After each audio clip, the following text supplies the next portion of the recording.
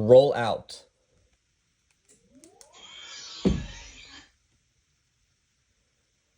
All right, guys, welcome to my space. Don't even know exactly where to start, so we'll start here with literally the ones that started it all. So I was a kid. I was born in 1984. So for me, G1 Transformers was mostly looking at the old catalogs. But my very first toys purchased for me by my parents were the Technobots. And so these are it's technically only three of mine because I had lost one.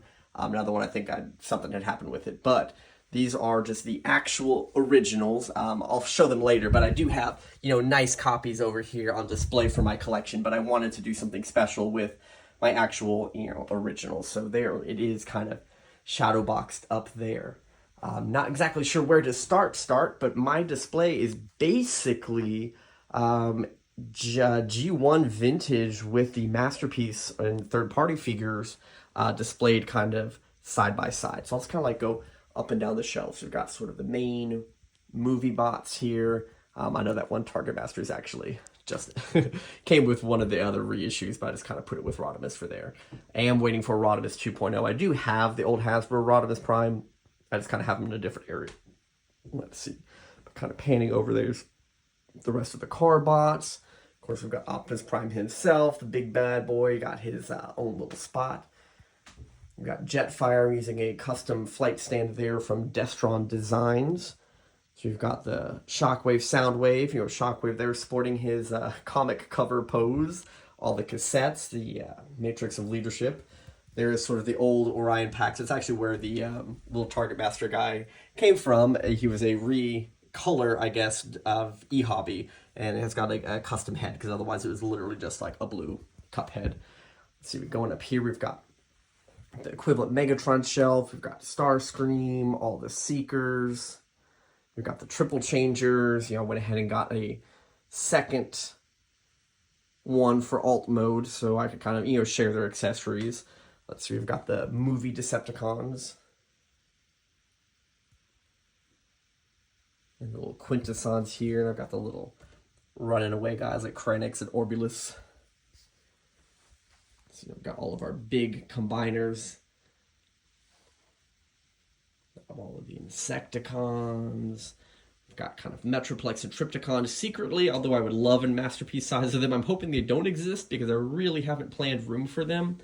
I've tried to leave space in my collection for everything I think will come out. So, for example, the rest of Defensor will be here, and I guess I'll start over here, but there's where Computron will go. I probably will delete these little fan project guys at some point, but I just thought they kind of were a good balance in the interim.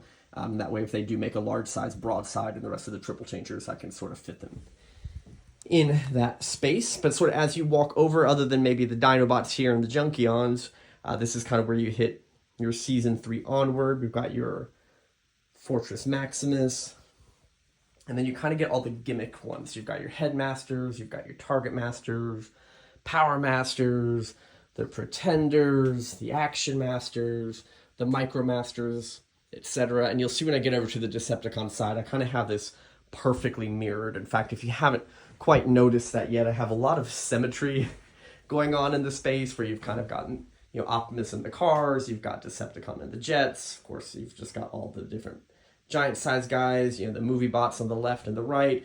But even more so, it's like Galvatron is the commander and Ultra Magnus is the city commander and all of that jazz. Over here on the Decepticon side, well, I guess while we're spinning, there's my old MP5 Masterpiece Megatron. Just thought that gun mode was so impressive that I decided to shadow box him.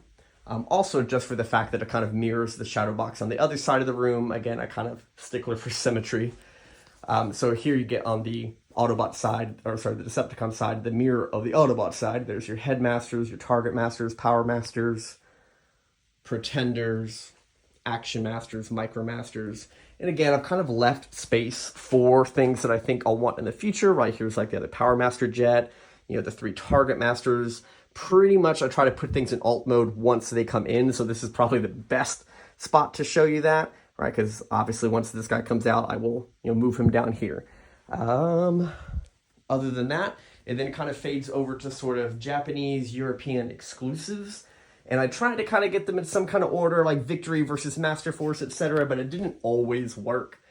Some of these are reissues. Some of them, like this Artfire, is actually just a custom I painted of a reissue of Inferno. This is actually one of those Korean knockoffs that came out at one point for really cheap, and then I just sort of painted all the black parts of the head to match as close as possible. We've got Grand Maximus here. We've got some of the different Japanese 6 combiner, like Micromaster combiners, some of the different exclusive Micromasters and the rest of those there. Got the Victory, we've got Grandis. All of these white heads are repros, so don't feel like, oh my gosh, how does he have those? All of that. Then we get sort of the European exclusives. I did find some knockoff pieces of, I guess, Road Caesar, Road Kaiser, however you want to say it, that happened to match the motivator colors, so I went ahead and grabbed them just for the accessories to clip onto him. Kind of same thing with the Rescue Force. I found 2 pieces to be the arms, and then got a reproduction head. But there's sort of the rest of the European army down here. And then Machine Wars, I went ahead and put both the Autobots and Decepticons, just because it didn't really fit. You'll see what happens when I get to the other side. You know, the Decepticons is sort of the later ones, you know, Six Shot, Scorponok. Black Zarek is actually a custom painted Scorponok with reproduction parts, just so I can actually transform him. There's a lot of the European exclusives. Up here, we've got some of the remaining combiners. In theory, the space above could house, you know, like Abominus, Predaking, and Piranacon up there if I do decide to do them. Maybe a Scorponok, we'll see. But I just, you know, I left a little bit of space up there as a just in case. And then when you get down here to the G2 section, this is also both Autobots and Decepticons. So again, one of the exceptions to the like Decepticon half of the room, Autobot half of the room. But the problem is I could not fit all the Autobots here on the Machine War side to switch them out. So that's kind of the one thing that didn't quite work. Up here at the top, I did decide to go ahead and get the ships. I don't have space on the other side for the Autobot ships, so they are both here, but I do think it kind of looks cool to have them, you know, flying up sort of side by side. Got this Megatron helmet that is signed by Frank Welker, and that is a pretty cool and special piece for me to have. And then you'll notice a lot of blank space here, because I am leaving room for Beast Wars Masterpiece figures that are yet to come out. But this is kind of what I call like the timeline. I don't have it for every line, but pretty much, you know, you see all of these G1 and MP things. G1 is my jam. Like, that is my bread and butter, what makes me happy with Transformers and collecting all those vintage toys. But I did want to display and showcase some of the lines that I collected along the way. So you've got your Beast Wars here, you know, the Beast Machines and the Transmetals. We've got the Robots in Disguise line. We've got Skybite there. I should have pre-planned a haiku just for his space. And then we've got, you know, like Armada, Energon, Cybertron.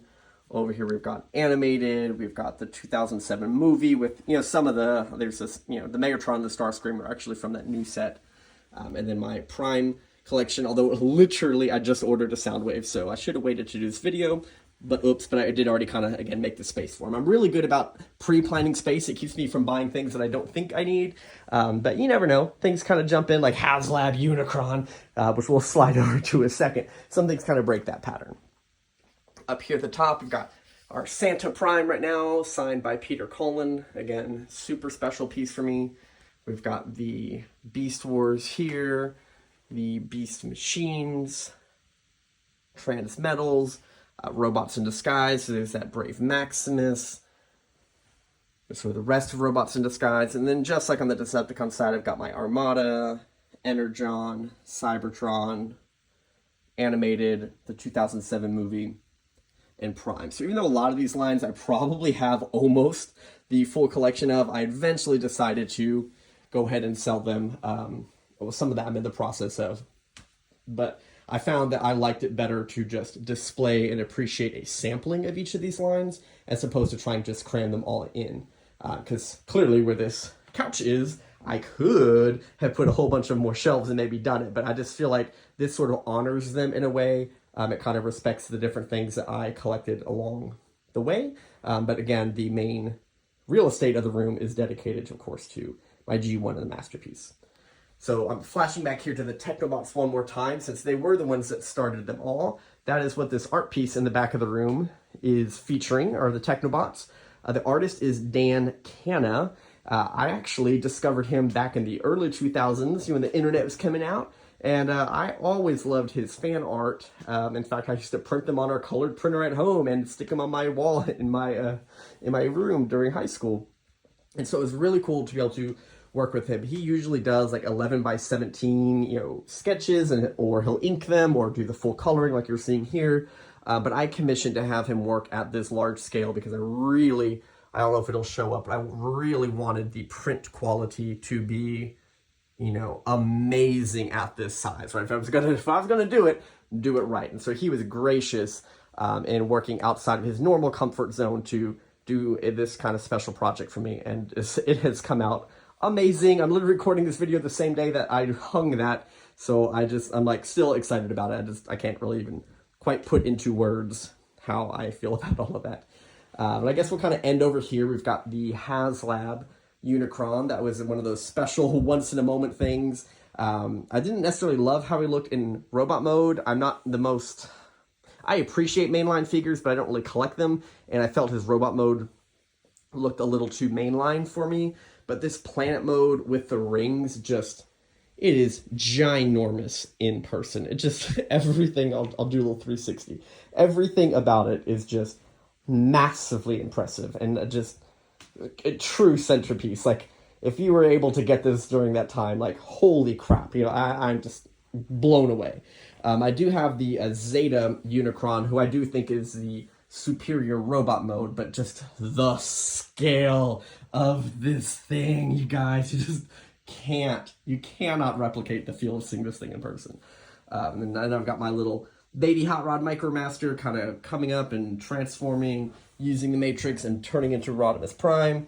And I know I'll get some flack for this, but I am a Skywarp is Cyclonus supporter. I know what the movie says, I know all the arguments, but for me, myself, and I think that he always should have been the one. And so there he is, sort of transforming, or however you want to call that, changing into Cyclonus. And I have him facing off against my one Rodimus Prime copy. And that's, again, kind of why I'm waiting on that 2.0 Rodimus to eventually exist. And again, I'll point out my crazy symmetry, like the shelf with Rodimus is exactly symmetrical with the Cyclonus, because that's what's going on down here. Pretty much we'll end this video with, these are sort of my masterpiece. I don't want to call them rejects, that's probably the worst word, but ones that I replaced. Like, hey, I thought Bad Cube Brawn was great at one point, but now I've got the fans toys, right? And so it's sort of an excuse to display, skids aside, all of the 1984 cars again. And I did grab like a knockoff of the Ratchet and Ironhide just because I needed something, and there's not more than one that I liked. And so I just kind of grabbed knockoffs of the MPs just to have them represented down there. And then sort of equally on the other side, I have the Decepticon Jets outside of Skywarp, who obviously is sitting up there, but I've got sort of the rest of them there. The secret hidden spot I shouldn't show you, but down here you'll notice a whole bunch of chaotic bagged accessories, and they're basically ziplocked. Oh, there's some that aren't in a bag, but they're basically ziplocked, by character, and then some of those are inside of a larger ziplock per line, all that fun stuff. But yeah, anyways, for those that have been interested, this is just, a quick tour of the room and a little explanation behind everything. I don't know, I guess you could say my room is done, but it technically isn't, right? I'm still waiting on like these Target Master guys, the Beast Wars over here. At some point, third-party Computron, things like that, the rest of the Headmasters and Target Masters, possibly the Power Masters, just like over here, I'm like, possibly the Omnibots. I don't mind kind of moving him somewhere else and rearranging to put the 3 little MPs that Extron Transbot's working on. I'm always willing to reshuffle and, kind of get creative. But that is all. And just like when we say roll out to turn the room on, when we want to exit the space, we just say, Alexa, retreat. We'll try that again. Alexa, retreat.